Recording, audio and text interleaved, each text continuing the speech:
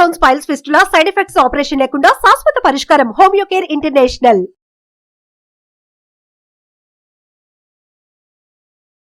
నమస్కారం. ప్రస్తుతం మనతో పాటు ఇస్కాన్ టెంపుల్ నుంచి ప్రణవానంద ప్రభుజీ ఉన్నారు. వారు ముంబైలోని గోవర్ధన్ ఇకో విలేజ్ ఆశ్రమంలో సేవ చేస్తూ ఉంటారు. ప్రత్యేకంగా శ్రీకృష్ణ భగవానుడి గురించి, వారి లీలల గురించి, ఇప్పటి జనరేషన్ అసలు శ్రీకృష్ణ భగవాన్ నుంచి ఏం నేర్చుకోవాలో, శ్రీకృష్ణ తత్వం సమస్త మానవాళికి ఏం చెబుతోందో వారి ప్రవచనాల ద్వారా వివిధ మాధ్యమాల్లో వివరిస్తూ ఉన్నారు. ప్రస్తుతం సుమన్ టీవీ స్టూడియోలో ఉన్నారు. వారితో మాట్లాడదాం. ప్రణవానంద ప్రభుజీ, నమస్కారం అండి. హరే కృష్ణ. ఎలా ఉన్నారు? బాగున్నామండి, మీరు ఎలా ఉన్నారు? చాలా చాలా బాగున్నాను. చాలా సంతోషం. ధన్యవాదాలు ముందుగా తెలియజేస్తాను. ఎందుకనంటే సమయం చాలా తక్కువ ఉంది, కానీ ఈ కొద్ది సమయంలో మాకు కొంత కేటాయించారు. అందుకు ధన్యవాదాలు చెబుతూ, ఎన్నో సందేహాలు, ఎన్నో ప్రశ్నలు ఉన్నాయి ఇవాళ. ప్రత్యేకించి మనం ఏవైతే వీడియోస్ చేస్తున్నామో ప్రభుజీ, ఆ వీడియోస్ కింద కామెంట్స్ రూపంలో వాళ్ళ సందేహాలను వ్యక్తపరుస్తూ ఉన్నారు. అందులో ఎక్కువగా వచ్చినటువంటి కొన్ని ప్రశ్నలు నేను తీసుకున్నాను. అవే ఇవాళ మేము ఉంచుతాను. అందులో భాగంగా నేను అడగాలనుకుంటున్నది, మంచి వాళ్ళకి ఎందుకు చెడు జరుగుతుంది? ఇది అందరం ఏదో ఒక రకంగా ఫేస్ చేస్తూనే ఉన్నాం.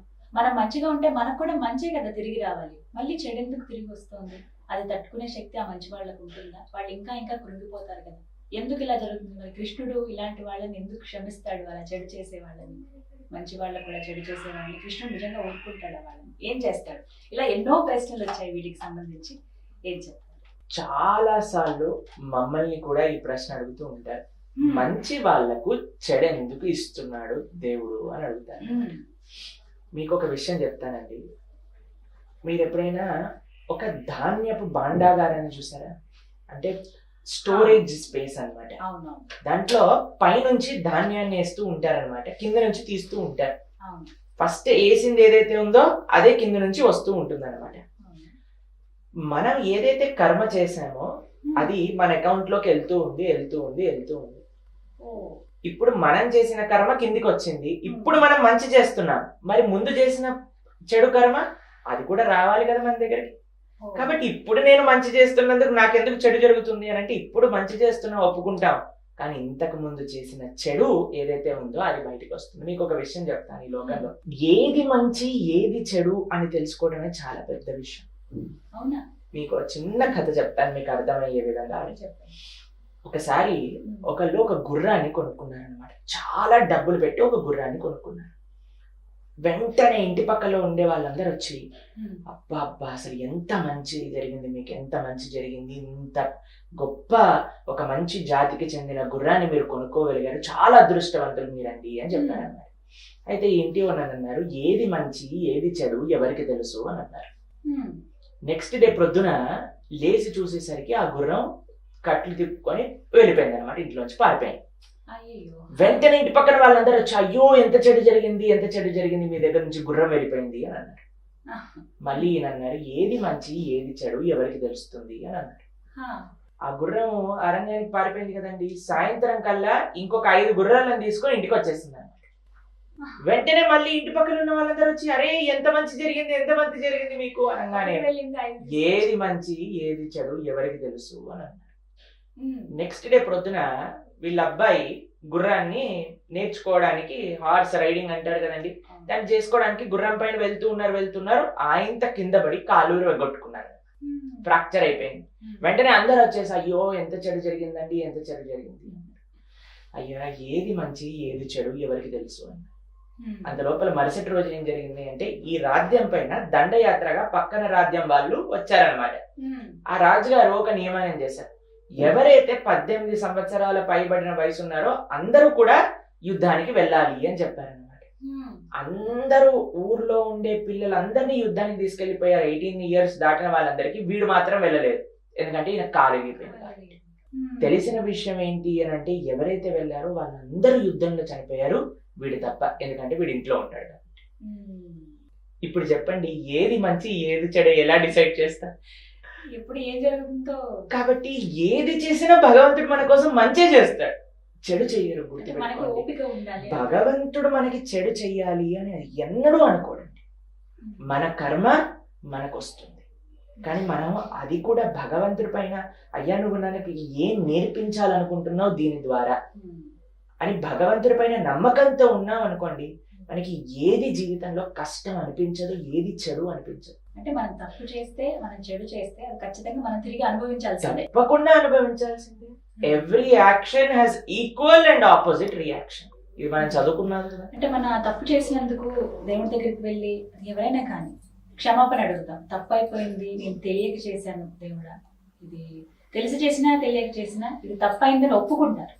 అలా ఒప్పుకున్నప్పుడు మరి దేవుడు క్షమించేయచ్చు కదా, ఎందుకు ఆ శిక్షని మళ్ళీ తిరిగిస్తున్నారు? మీకు విషయం చెప్తానండి. మన కర్మ మన దగ్గరకు వచ్చినప్పుడు భగవంతుని ఎందుకు ఆశ్రయించాలి అని చాలా మంది ప్రశ్న కూడా ఉంటుంది అనమాట. మరి దేవుడు ఏం చేస్తాడు మన సంబంధంగా? మీకు విషయం చెప్తానండి. కర్మ పోదు. ఎవరైనా మీ కర్మ మొత్తం కూడా తీసేయచ్చు అని అంటే, భగవద్భక్తులకి ఏం చేస్తాడు భగవంతుడు అని అంటే ఒక టోకెన్ పనిష్మెంట్ ఇస్తాడు అనమాట. అంటే ఇప్పుడు చూడండి, తల్లి ఒక చిన్న పిల్లవాడు చాలా పెద్ద అల్లరి పని చేశాడు అనుకోండి, తీసుకెళ్లి కళ్ళల్లో కారం పెట్టేసి, వాతలు పెట్టేసి, బెల్ట్ తో కొట్టేసి అలా చేయాల్సిన అవసరం లేదు. ఏం చేస్తుంది, వీడు ఈ పని మళ్ళీ చేయకుండా ఉండాలి అని అంటే ఏదో ఒక చిన్న విషయం పనిష్మెంట్ గా వీడికి ఇస్తే అప్పుడు తెలుస్తుంది అని మనకు తెలుస్తుంది. నేను చూసాను ఒకసారి, ఒక పిల్లవాడు ఫ్యాన్ లో చేయబెడతా అని అంటున్నాడు. ఎంత వాళ్ళ అమ్మ చెప్తున్నా సరే వినట్లేదు, ఫ్యాన్ వైపు ఇలా ఇలా ఉండి ఇలా ఇలా చేయబెడుతున్నాడు అనమాట. అయితే వాళ్ళ అమ్మ ఏం చేసింది, స్విచ్ ఆఫ్ చేసేసింది. ఆఫ్ చేసి అది మెల్లగా తిరుగుతుంది కదా, అప్పుడు చేయబెట్టాగానే టక్ టక్ అని కొద్దిగా తెలంగాణ అని ఇలా వెనకాల పెట్టేసుకున్నాడు. అసలు తగలేదు, జస్ట్ ఆ ఫ్యాన్ ఇలా అని వెళ్తుంది అనమాట, చిన్నగా తగిలింది. అప్పుడు వాడికి అర్థమైపోయింది, వామ్మో ఇందులో చేయబెడితే నా చెయ్యికి దెబ్బ తగులుతుంది అని. భగవంతుడు కూడా ఏం చేస్తాడు అని అంటే ఒక టోకెన్ పనిష్మెంట్ ఇస్తారనమాట. మళ్ళీ ఈ తప్పు రిపీట్ చేయకుండా తల తెగే ప్రదేశంలో ఆయన చిన్న వేలు తెగి వదిలేస్తారు. ఒకసారి ప్రభుపాదుల వారి దగ్గరకు ఒక ఆయన వచ్చి, ఆయన కిచెన్ లో కూరగాయలు కట్ చేస్తూ ఉన్నారనమాట. చెయ్యి తెగింది. చెయ్యి తెగినప్పుడు ప్రభుపాదుల వారి దగ్గరకు వచ్చి, నేను కృష్ణ సేవ చేస్తున్నా, నా చెయ్యి ఎందుకు తెగింది అన్నారు. ప్రభుపాదుల వారు అన్నారు, నీ పీక తెగాల్సింది, కానీ కృష్ణుడు చేతి తెగతంతో తీసేశారు. పాము కాటు చీమ కాటుతో తీసేస్తారు ఆయన. అలా భగవంతుని ఆశ్రయించిన వాళ్ళందరికీ కూడా ఎప్పుడు అని అంటే తప్పులన్నీ చేసేసి ఒక రోజు దేవుడి దగ్గరికి వచ్చేసి, అయ్యా నేను తప్పులన్నీ క్షమించేసే అని చెప్పి మళ్ళీ వెళ్ళి మళ్ళీ తప్పులు చేసినప్పుడు కాదండి. ఒకసారి, అయ్యా నేను తెలుసో తెలియకో తప్పు చేశాను కృష్ణ, కానీ ఈ రోజు నుంచి నేను మారాలనుకుంటున్నాను, మారడానికి కలిగిన శక్తి నువ్వు నాకు ఇవ్వాలి. కొంతమంది ఏం చేస్తారు తెలుసా, భారం అంతా తప్పులు చేసేసి ఒక రోజు వెళ్ళిపోయి నేను ఈ పాపం చేసేసాను అని కన్ఫెషన్ చేసేసుకొని తప్పులన్నీ కూడా కడిగేసుకొని మళ్ళీ కొత్త అకౌంట్ స్టార్ట్ చేయాలి అనుకుంటారు. అదా కాదండి. ఒక్కసారి మనం తప్పు చేస్తున్నాము అని తెలిసి మారి మళ్ళీ, ఇప్పుడు చూడండి, ఒక తప్పు మనం తెలుసుకొని దాన్ని మారాలి అని అంటే అంత ఈజీ విషయం కాదండి. దానికి చాలా శక్తి అవసరం. ఒక ఆధ్యాత్మిక శక్తి, మనోబలం, ఇవన్నీ భగవంతుడి యొక్క భక్తి ద్వారా, భగవంతుడి యొక్క కృప ద్వారా లభిస్తుంది. ఒక చెడు వ్యసనం నుంచి బయటికి రావాలన్నా సరే, ఒక చెడు అలవాటు పోవాలన్నా సరే అది ఈజీ విషయం కాదు. అప్పుడు ఏమని వేడుకోవాలి? భగవంతుడిని వేడుకోవాలి, కృష్ణ నేను ఈ చెడు అలవాట్ల నుంచి బయటికి రావాలి అని అనుకుంటున్నా. నాకు అంత కెపాసిటీ లేదు, నా దగ్గర అంత శక్తి లేదు, కానీ నీ దగ్గర ఉంది. నీ కృప దేన్నైనా మార్చగలుగుతుంది, కాబట్టి ఆ కృప నువ్వు నాకు అందించు అని స్వామికి శరణాగతి. స్వామిని మనం ఎంత వేడుకుంటే అంత మనకి బలం అనేది కలుగుతుంది తప్పకుండా. ఇది చాలా ముఖ్యమండి. కాబట్టి ప్రపంచంలో జనాలందరూ ఏదైనా మంచి జరిగింది అనుకోండి, నేను చేశాను అంటారు. ఏదైనా చెడు జరిగితే దేవుడు ఎందుకు నాతో చెడు చేస్తున్నారు? కాదండి, దేవుడు అందరికీ మంచి చెయ్యాలని కోరుకుంటారు. మీకు చిన్న విషయం, మీరు టైటానిక్ సినిమా చూసే ఉంటారు కదా, అందరు చూసే ఉంటారు. అయితే ఒక ఫార్మర్స్ ఫ్యామిలీ అన్నమాట. జీవితంలో వాళ్ళు కష్టపడిందంతా కూడా పోగు చేసి వాళ్ళ ఇంట్లో ఉండే కుటుంబంలో ఉండే వాళ్ళందరి కోసం కూడా టైటానిక్ వెళ్ళాలి. చాలా పేద కుటుంబం వాళ్ళది, అది లగ్జరీ క్రూజ్. అందులో వెళ్ళాలి అంటే జీవితంలో వాళ్ళు సంపాదించిందంతా కూడా పెట్టేసి ఫ్యామిలీకి అంతా టికెట్స్ కొనేసుకున్నారు. నెక్స్ట్ డే టైటానిక్ వెళ్తుంది అన్న ముందు రోజు వాళ్ళ పిల్లవాడికి కుక్క కరిచింది అనమాట. కరిచేసరికి ట్రీట్మెంట్ తీసుకోవాలి కదా, ఇంకా వాళ్ళ ఫ్యామిలీ మొత్తం కూడా వెళ్ళలేదు. ఆయన ఆ టైటానిక్ ఇలా వెళ్ళిపోతూ ఉంటే అక్కడ కూర్చొని ఏడుస్తున్నాను అనమాట. నా జీవితంలో మొత్తం కూడా పెట్టి నేను ఈ టికెట్లు కొన్నానే, ఈరోజు వెళ్ళలేకపోతున్నాను, ఎందుకు నాతో ఇలా జరుగుతుంది, ఎంత అదృష్టం లేదు నాకు అని ఏడుస్తూ ఉన్నారు. ఎప్పుడైతే ఆయనకి టైటానిక్ మునిగిపోయింది అని తెలుసో అప్పుడు ఆయన అనుకున్నాడు, దేవుడా నన్ను ఈ విధంగా కాపాడావా, ఆ కుక్క దొరికితే దానికి కాళ్ళకి దండం పెట్టాలి అని ఆయన ప్రయత్నిస్తూ ఉన్నాడు. ఇప్పుడు చెప్పండి, ఆ టైటానిక్ క్యాన్సిల్ అవ్వటం వల్ల ఆయనకి మంచి జరిగిందా చెడు జరిగిందా? మంచి జరిగినట్టే, ప్రాణాలే దక్కాయి. అవునా కాదా చెప్పండి? మనకి అపరెంట్ గా ఒక సిచ్యువేషన్ మనకి ఎందుకు ఇంత కష్టము అని అనుకోవచ్చు, కానీ దాని వల్ల ఏంటి భగవంతుడు మనకి ఇస్తున్నాడు అనే విషయం మనకి తెలియదండి. చిన్నపిల్లలకి ఎగ్జామ్స్ వస్తున్నాయి కానీ వాళ్ళు మాత్రం ఆడాలి అని అనుకుంటే తల్లి వాళ్ళు ఆడుకునే బొమ్మల్ని తీసేసుకొని కబోర్డ్ లో, అందరూ తల్లిదండ్రులు చేస్తారు కదండి, ఆడే వాళ్ళు బయట ఆడుకుంటుంటే లోపలికి పిలిచేసి ఆడుకునేవన్నీ కూడా దాచిపెట్టేసేసి తెలుసు. అప్పుడు ఏమంటారు పిల్లలు, నాకు నా జీవితంలో అందరికంటే పెద్ద శత్రువులు ఎవరైనా ఉంటే అది మా అమ్మే, ఎందుకంటే నేను ఆడుకునే వస్తువులన్నింటినీ కూడా ఈ రోజు దాచిపెట్టేసింది నేను, పాపం వాడు అనుకుంటాడు. కానీ అమ్మ శత్రువా మిత్రుడా చెప్పండి? అన్నిటికంటే గొప్ప శ్రేయోభిలాష ఎవరైనా ఉంటే మనతో మన తల్లిదండ్రులండి. ఎందుకు? మన మంచి కోసమే చేస్తున్నారు కదా.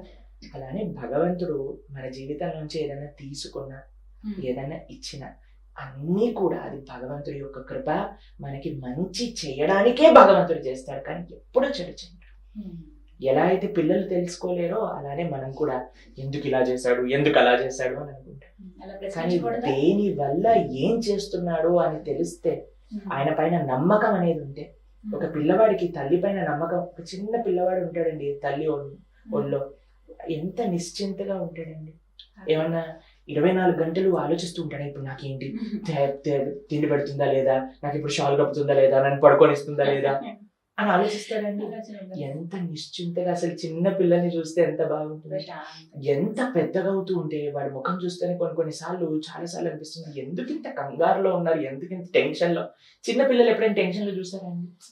ఎందుకంటే వాళ్ళు నిశ్చింతగా ఉంటారు, మా తల్లి చూసుకుంటుంది, నా తండ్రి చూసుకుంటాడు. అలా మనం భగవంతుడి పైన నమ్మకం ఉందనుకోండి, మనం నిశ్చింతగా ఉండగలుగుతాం.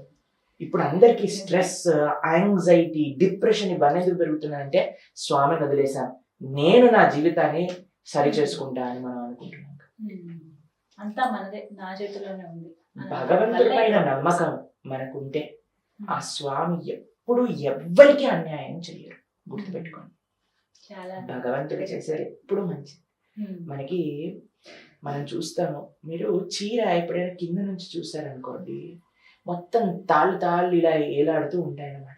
అసలు ఏంటప్ప ఇలా పిచ్చిగా ఉంది. ఇప్పుడు చూడండి, దీని కింద కూడా మనం చూసాం అనుకోండి, పెద్దగా డిజైన్ ఏం అర్థం కాదు, ఏంటి ఇలా తాళ్ళుగా ఏలాడుతుంది, జిందరబందరగా ఉంటుంది అనమాట. కానీ పైనుంచి నేసేవాడు ఎవరైతే ఉన్నారనుకోండి, ఆయన డిజైన్ చెక్కుతూ ఉన్నారు, కానీ కింద నుంచి మనం చూసాం అనుకోండి, మనకి ఏం అర్థం కాదు, అన్ని తాళ్ళు ఉన్నట్టుగా అనిపిస్తుంది. మనం మన జీవితాన్ని కింద నుంచి చూస్తున్నాం, భగవంతుడు పైనుంచి ఒక చక్కటి పువ్వు డిజైన్ చేస్తున్నారు అనమాట. అది మనం భగవద్ దృష్టితో చూస్తున్నప్పుడే మనకు అర్థం అవుతుంది. అందుకు మనకి శాస్త్రాన్ని అధ్యయనం చేయటం, అందుకు భగవద్భక్తి చేయటం, భగవంతుడి గురించి తెలుసుకోవటం అనేది ముఖ్యం. అప్పుడు మనకు తెలుస్తుంది, కృష్ణ నువ్వు ఈ ప్లాన్ చేస్తున్నావా నాకు అనే విషయం అవగతం అవుతుంది అనమాట. కాబట్టి భగవంతుడు ఎవ్వరికీ చెడు చేయడు, భగవంతుడు అందరికీ మంచి చేస్తారు. అది ఎప్పుడు మంచి చేస్తారు అని అంటే మనం మంచి మార్గంలో ఉన్నప్పుడు, మనం మంచిగా ధార్మికంగా శాస్త్రీయంగా యం శాస్త్ర విధిని ఉత్సృజ్య వర్తతే కామకారక నస సిద్ధిం అవాప్నోతి నసుఖం న పరాంగతిం అని అంటారు భగవద్గీతలో. ఎవరైతే శాస్త్రంలో చెప్పిందంతా కూడా పక్కన పెట్టేసి మనకి ఇష్టం వచ్చింది చేస్తున్నారు అనుకోండి, అటువంటి వాళ్ళకి ఏం చేస్తారు, వాళ్ళు ఏం చేస్తారో అది తిరిగి వస్తుంది. కానీ ధార్మికంగా భక్తి మార్గంలో ఉన్న వాళ్ళకి ఎప్పుడు కూడా మంచి చేస్తారు. అది ఏ విధంగా కృష్ణుడు మంచి చేస్తున్నారు అని మనకి తెలియకపోవచ్చు, కానీ ఆ నమ్మకం ఉంటే మనకే కొన్ని రోజుల తర్వాత రివీల్ అవుతుంది అనమాట. మీకు మా జీవితంలో ఒక చిన్న సంఘటన చెప్తాను. మేము ఎప్పుడైతే ఇంజనీరింగ్ ఎంట్రన్స్ ఎగ్జామ్స్ రాస్తున్నామో ఒక పర్టికులర్ కాలేజ్ గురించి మేము చాలా విన్నాం అనమాట. అక్కడ ఏమంటారు అని అంటే చాలా మోడర్నైజ్డ్ కాలేజ్, అక్కడ చాలా కల్చర్ బాగుండదు అని విన్నాం. కానీ మేము మనసులో అనుకున్నాం, భగవంతుడా మేము చిన్నప్పటి నుంచి మిమ్మల్ని ఆరాధన చేసాం, మాకు ఆ కాలేజ్ లో మాత్రం వెళ్ళాలని లేదు, ఎందుకంటే నీ భక్తి ఎక్కడ పోతుందో అని మాకు భయము అని మనసులో అనుకున్నాం అన్నమాట. కానీ భగవంతుడు ఏం చేశారో తెలుసా అండి, తిరిగి ఏ కాలేజ్ లో సీట్ ఇవ్వలేదు, ఆ కాలేజ్ లో ఇచ్చారు. నేను అనుకున్నా అయ్యా ఏంటి అన్యాయం నాతో పాటు అంటే అంటే ప్రశ్నిస్తూ కాదు, నేను అనుకున్న మనసులో ఆలోచిస్తున్న కృష్ణుడు ఎందుకు ఇలా చేశాడు, సరే భగవంతుడు చేశాడంటే ఏదో ఒకటి మార్గం ఆయనకి తెలుసు. ఇప్పుడు చూడండి తల్లిదండ్రులకి పిల్లల కంటే ఇంకెవరికి బాగా తెలుస్తుంది చెప్పండి, పక్కింటి వాళ్ళకి తెలుస్తుంది, షాప్ లో రోడ్ లో వెళ్ళే వాళ్ళకి తెలుస్తుంది, షాప్ లో ఉండే వాళ్ళకి తెలుస్తుంది. ఆ షాప్ లో వాడు ఎవరైనా సరే ఒక 10 రూపాయలు పెట్టి సిగరెట్ ఇవ్వు అనేది ఇస్తాడు, వాడికి ఏముందండి.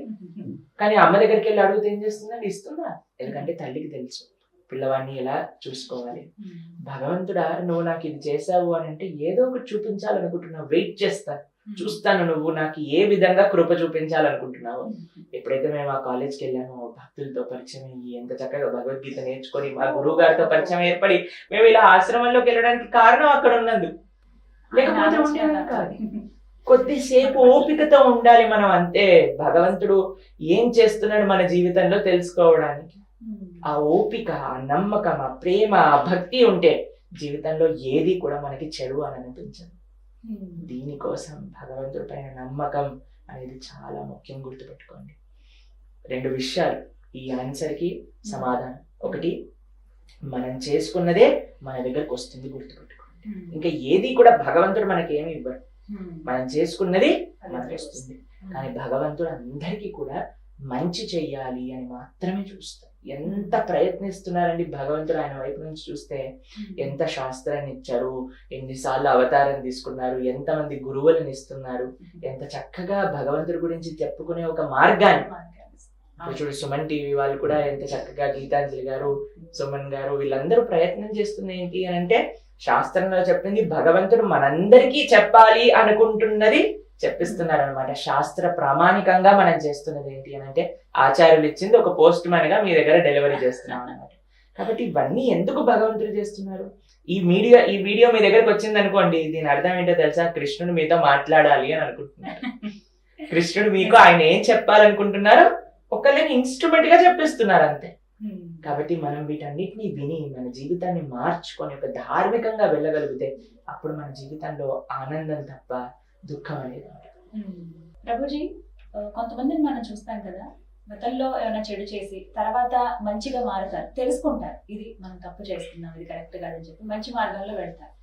అలా వాళ్ళు మంచి మార్గంలో వెళ్తున్న క్రమంలో చుట్టుపక్కల ఉన్నవాళ్ళు వాళ్ళని పోక్ చేస్తూ ఉంటారు. ఆ రోజు నువ్వు అలా చేసావు, అప్పుడు నువ్వు అలా ఉన్నావు, నీ బుద్ధి అలాంటిది, నువ్వు అలాంటి మనిషివి, ఇలాంటి మనిషివి. అది చాలా డిస్టర్బ్ చేస్తుంది కొంతమందిని. వీళ్ళు ఇప్పుడు మంచిగా మారి మనం ఇంత చక్కగా ఉన్నాము, చెడుతనాన్ని వదిలేసాము, పాత జీవితాన్ని వదిలేసాము, కొత్తగా వెళ్తున్నాము, అయినా ఆ పాతవన్నీ గుర్తు చేసి ఇలా ఇబ్బంది పెడుతూ ఉన్నారు. వీటిని మేము ఎలా అధిగమించాలి, ఆలోచనల్ని ఇలాంటి వ్యక్తుల నుంచి మేము ఎలా దూరంగా ఉండాలి అని కొంతమంది ప్రశ్న. మీకు ఇంగ్లీష్ లో ఒక విషయం చెప్తాను, every sinner has a future and every Saint has a past అంటారు. భగవంతుడి యొక్క దృష్టిలో ఈ విషయాన్ని ఏమంటారో తెలుసా అండి, భగవంతుడు భగవద్గీతలో చెప్పిన విషయాన్ని చెప్తాను.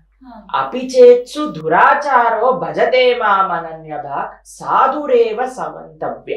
ఆయన ఏమంటారో తెలుసా, అపిచేత్సు దురాచారం అంటే ఎంత పాపాత్ముడైనా అవ్వనివ్వండి, కానీ ఒకసారి త్రికరణ శుద్ధిగా నేను చేసింది తప్పు తెలుసుకున్నాను కృష్ణ, నేను ఇక పైన ఈ పని చెయ్యను అని మారితే అపిచేత్సు దురాచారం అంటే ఎంత పెద్ద పాపాత్ముడైనా పర్వాలేదు, భజతే మాం అనన్యభాక్, తప్పు తెలుసుకొని మళ్ళీ ఆ తప్పుని రిపీట్ చేయకుండా ఎవరైతే కృష్ణుడిని భజిస్తారో అంటే ఆయన ఆరాధన చేస్తారో సాధురేవ సమంతవ్య, ఆయనని సాధువుగా చూడాలి, నేను ఆయనని సాధువుగా చూస్తానని కృష్ణుడు చెప్తున్నాడు.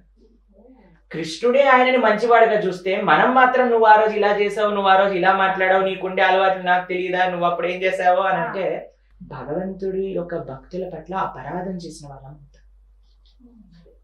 కాబట్టి ఎప్పుడు కూడా అండి ఒకళ్ళు మారి మంచి మార్గంలో వెళ్తున్నారు అని అన్నప్పుడు నీకు ఆ అలవాటు ఉండేది, నీకు ఈ అలవాటు ఉండేది, నువ్వు అలా మాట్లాడేవాడివి, ఇప్పుడు ఏదో సాధువుగా మాట్లాడుతున్నావు అని మనకు అనడానికి వీల్లేదండి. ఎందుకంటే ఇది భగవంతుడు చేసిన నియామకం. ఒకసారి ఒకళ్ళు మారారు అని అంటే ఆయనని ఇప్పుడు ఏ స్థితిలో ఉన్నారో అలానే చూడాలి అని చెప్తారన్నమాట. మీకు శాస్త్రం నుంచి ఒక ఎగ్జాంపుల్ చెప్తాను. ధ్రువుడు గురించి మీరు వినే ఉంటారు కదా, చిన్న పిల్లవాడు, 5 సంవత్సరాల పిల్లవాడు. వాళ్ళ పిన్న తల్లి ఆయన్ని మాటలు అంటది అనమాట, నువ్వు మీ తండ్రి గారి ఒళ్ళో కూర్చునే అర్హత లేదు, ఎందుకంటే నువ్వు నా కడుపులోంచి పుట్టలేదు అని కొద్దిగా తిడుతుంది అనమాట. ధ్రువుడు అప్పుడు భక్తుడు కాదండి, కానీ అరణ్యానికి వెళ్ళి భగవద్భక్తుడిగా మారి భగవంతుడి అనుగ్రహాన్ని పొందాక ఆ అపరాధం ఎప్పుడైతే భక్తుడు కాకముందు చేసిన అపరాధం కూడా ఇప్పుడు ఆవిడ అరణ్యంలో ఉండే మంటలలో కాలిపోతుంది అన్నమాట. ఎందుకు అనంటే భగవద్భక్తుల పట్ల చేసిన అపరాధం. అప్పటికి భక్తుడు కాదు, ఫ్యూచర్ లో భక్తుడు అయ్యాడు. కాబట్టి ఇప్పుడు మనకి ఎంత జాగ్రత్తగా ఉండాలండి. ఎవరు ఫ్యూచర్ లో భక్తుడు అయిపోతారో మనకేం తెలుసు. ప్లస్ ఇంకో విషయం ఏంటో తెలుసా, భగవంతుడే వాళ్ళని సాధువుగా చూసినప్పుడు మనం వాళ్ళని ఏమన్నా అనుకోండి, డైరెక్ట్ గా భగవంతుడి యొక్క మనసుని నొప్పించిన వాళ్ళం అవుతాం. మీకు ఒక విషయం చెప్తారు, సైన్స్ లో కొన్ని ఇయర్స్ తర్వాత మన బాడీలో ఉండే ప్రతి ఒక్క సెల్ మారిపోతుంది అని చెప్తారు. మనం వినే ఉంటారు, 7 years కో ఎన్నో ఇయర్స్ కో మారిపోతుంది అని చెప్తారు. కాబట్టి మన భౌతికంగా చూస్తేనే మనం మొత్తం మారిపోతూ ఉంటాం. చిన్నగా ఉన్నప్పుడల్లా పెద్దగా వాళ్ళగా ఉన్నాం, మొత్తం మారిపోతుంది. అలా ఒక వ్యక్తి మారినప్పుడు, త్రికరణ శుద్ధిగా మనసు మారిపోయినప్పుడు మనకి ఇప్పుడు ఉన్న పరిస్థితిని యాక్సెప్ట్ చేయడానికి ఏంటి ప్రాబ్లం చెప్పండి. కానీ అన్నిటికంటే చెడు విషయం ఏంటి అని అంటే, ఎవరైనా మంచిగా మారి ధార్మికంగా వెళ్తున్న వాళ్ళని మనం చూస్తూ ఉంటాం చాలాసార్లు. కాలు బట్టి లాగేస్తూ ఉంటారు అనమాట, నువ్వు అలా చేసావు, నువ్వు ఇలా చేసావు, నువ్వు ఇప్పుడు ఇలా ఏదో యాక్టింగ్ చేస్తున్నావు అని చాలా మంది అంటూ ఉంటారు. కానీ అలా ఎప్పుడు అనకూడదండి, అది మనకి మంచిది కాదు. ఎందుకంటే ఒకళ్ళు మంచి మార్గంలో వెళ్తున్నప్పుడు వాళ్ళకి ఎంత తోడ్పడితే మనకంత మంచిది. వాళ్ళ కృప మన పైన కూడా వస్తుంది. ఎంతో తెలుసా అండి, ఒకళ్ళు చెప్తారు, శాస్త్రంలో ఒక మాట ఉంది, మన ఇంట్లో కానీ మన వంశంలో కానీ ఎవరైనా భగవంతుడి యొక్క భక్తుడు ఉన్నాడు అని అంటే 21 తరాలు తరిస్తారట. 21 తరాలు సరే తరిస్తారట. ఇంకొక ఆచార్యులు ఏం చెప్తారో తెలుసా అండి, 21 తరాలు అని అంటే 21 జన్మల తల్లిదండ్రులు తరిస్తారు అని చెప్తారు. కాబట్టి ఒక భక్తుడి యొక్క సాంగత్యం, ఒకరు మంచిగా ధార్మికంగా వెళ్తున్నారు అనే వాళ్ళు మనతో ఉండటమే చాలా గొప్ప విషయం అన్నమాట. కాబట్టి ఈ విషయం గుర్తుపెట్టుకోండి, ఎవరైనా మారారు, మంచి మార్గంలో వెళ్తున్నారు అని అంటే వాళ్ళని ఎప్పుడు మనం నిందించకూడదు. వీలున్నంత సహాయం చేయాలి వాళ్ళకి, కానీ నింద మాత్రం ఎప్పుడు చేయకూడదు. కాబట్టి భగవంతుడు ఏం చేశాము దానికంటే ఇప్పుడు మనం ఎలా ఉన్నాము అనే విషయం పరిగణలోకి తీసుకుంటాడు. అపిచేత్ సుధరాచారో భజతే మామన్యవ సాధురేవ సమంతవ్య. సాధువుగా స్వామి మనల్ని చూసినప్పుడు మనం కూడా వాళ్ళని అలానే చూడాలి. అందుకే ఈ విషయాన్ని చాలా జాగ్రత్తగా గమనించుకోవాలి. Every sinner has a future and every Saint has a past. ఇది గుర్తుపెట్టుకోవాలి. కొన్నిసార్లు తెలియక చేసాము తప్పు, అసలు అది మేము ఊహించలేదు ఇలా జరుగుతుందని, అంత పెద్ద తప్పు జరిగిపోతుందని. తెలియక చేసాం కదా, అది కూడా పెద్ద పాపమా అని అడుగుతూ ఉంటారు ప్రభుజీ. మీరు ట్రాఫిక్ సిగ్నల్ బ్రేక్ చేసేసారు, ట్రాఫిక్ పోలీస్ వచ్చి మిమ్మల్ని పట్టుకొని ఫైన్ ఇవ్వండి అన్నారు. అయ్యో నాకు తెలియదండి రెడ్ సిగ్నల్ క్రాస్ చేయడం తప్పని అని అంటే, ఓ తెలియదా, పర్వాలేదు వెళ్ళిపోండి అని అంటారా అండి? రూల్ అంతే, తెలిసి చేసినా తెలియకపోయినా తప్పు తప్పే, అంతేనా? ఎవరైనా ఒకళ్ళ దగ్గరికి వెళ్ళి మర్డర్ చేసేసి పోలీసులు వచ్చాక, అయ్యా నాకు తెలియదు అయ్యా మర్డర్ కాన్స్టిట్యూషన్ ప్రకారంగా తప్పు అని అంటే మనం వదిలేయగలుగుతామా? తెలిసి చేసినా తెలియకపోయినా తప్పు తప్పే అవుతుంది. అందుకే మనం జాగ్రత్తగా ఏంటి మన శాస్త్రం చెప్పేది, ఏంటి తప్పు, ఏంటి చెడు, ఏంటి ధర్మం. ఇంకొక విషయం చెప్తాను. మేము ముంబైలో ఉన్నప్పుడు జేజే మెడికల్ కాలేజ్ అని one of the most famous medical colleges in Maharashtra. అక్కడికి మమ్మల్ని క్లాస్ ఇవ్వడానికి పిలిచారనమాట. అయితే అందరు మెడికల్ స్టూడెంట్స్ తో మాట్లాడేసి నేను తిరిగి వస్తున్నాను. ఒకళ్ళు ఫోన్ చేశారు, ఫోన్ చేసి, ప్రభుజీ నాకు వయసు ఇప్పుడు 21 సంవత్సరాలు, నేను భగవద్గీత కొనుక్కున్నాను, చదువుకోవడానికి ప్రయత్నం చేస్తున్నప్పుడు మా చుట్టాలందరూ ఏం చెప్తున్నారంటే, ఇప్పుడు చదవకూడదు భగవద్గీత, చదివితే వాటిని పాటించాల్సి వస్తుంది, పాటించకపోతే తప్పు అవుతుంది, అందుకు చదవకు అని చెప్పారు. అయితే నేను అన్నాను, ఎలా చెప్పానంటే ఇది, అయ్యా నువ్వు ఏంటి కాన్స్టిట్యూషన్ తెలుసుకోకు, ఏంటి రూల్స్ తెలుసుకోకుండా చేసేయకపోతే నీకు తప్పు రాదు అన్నట్టుగా ఉంది ఈ విషయం. ఇప్పుడు చూడండి ఎంత అన్యాయం చెప్పండి. అలా చెప్పండి, తెలిసినా తెలియకపోయినా తప్పు తప్పే కదండి. ఇంకా తెలుసుకుంటే వాడు మారుతారు మంచి జనాలకండి. ఈ మధ్య కాలంలో ఏమైపోయింది అంటే, మీరు చూసారా ఎప్పుడైనా ఏ మతానికి సంబంధించిన వాళ్ళైనా వాళ్ళ మత గ్రంథానికి చాలా ముఖ్యత్వాన్ని ఇస్తారు. అవును. క్రిస్టియన్స్ అనుకోండి, వాళ్ళకి బైబిల్ అంటే చాలా ముఖ్యం. ఎవరైనా బైబిల్ నమ్మని క్రిస్టియన్ చూసారా? ఖురాన్ నమ్మని ముస్లింలు చూసారా? కానీ భగవద్గీత నమ్మని హిందువులు ఎక్కువగా కనిపిస్తూ ఉంటారు. దేవుడి దగ్గరికి వెళ్ళి దండం పెడతారు, కానీ భగవద్గీత నమ్మమండి, మేము భాగవతం నమ్మమండి, ఇదండి ఎవరు. కానీ ఒక్కసారి మనం శాస్త్రాన్ని నమ్మనప్పుడు మనం ఆ ధర్మానికి చెందిన వాళ్ళం ఎలా అవుతాం చెప్పండి అసలు? ఎందుకంటే ఆ ధర్మానికి ఆధారమే ఆ శాస్త్రం. కదా. కాబట్టి మనం భగవద్గీత, భాగవతం ఇవన్నీ కూడా మనం అధ్యయనం చేయాలి. మన పూర్వీకులు అంత కష్టపడి మనకి శాస్త్రాలు అందించినప్పుడు అధ్యయనం చేయకపోతే, వాటిపైన నమ్మకం లేను అన్నప్పుడు మా అందరు ఆచార్యులు చెప్పింది ఒకటే విషయం అండి. భగవంతుడి పైన నమ్మకం అంటే ఏంటి అని అంటే, శాస్త్రం పైన నమ్మకమే భగవంతుడి పైన నమ్మకం. శాస్త్రాన్ని నమ్మను, భగవంతుని నమ్ముతాను అని అంటే, sorry sir, that is not real faith. కాబట్టి శాస్త్రాన్ని నమ్మాలి. శాస్త్రంలో అన్నీ కూడా భగవద్గీతలో మొత్తం నిజంగా చెప్పాలంటే అండి, ఏం చెయ్యాలి, ఏం చేయకూడదు, ఎలా ఉండాలి, ఎలా ఉంటే నీకేమవుతుంది, ఏంటి జీవితం యొక్క లక్ష్యం, నీకు జీవితం ఎందుకు ఇచ్చింది, అసలు నువ్వెవరు, భగవంతుడు ఎవరు, భగవంతుని చేరుకునేదేంటి, అన్నీ కూడా భగవద్గీతలో ఇచ్చింది. ఇవన్నీ ఉంటాయి. ఇవన్నీ అధ్యయనం చేసి మనం మారితే చిన్న చిన్న అడుగులండి. ఇప్పుడు చూడండి, చాలా మందికి భయం ఏంటో తెలుసు, నా జీవితం మొత్తం మారిపోవాలేమో ఇప్పుడు భగవద్గీత చదివితే, అంత ట్రాన్స్ఫర్మేషన్ కి భయపడుతూ ఉంటారు.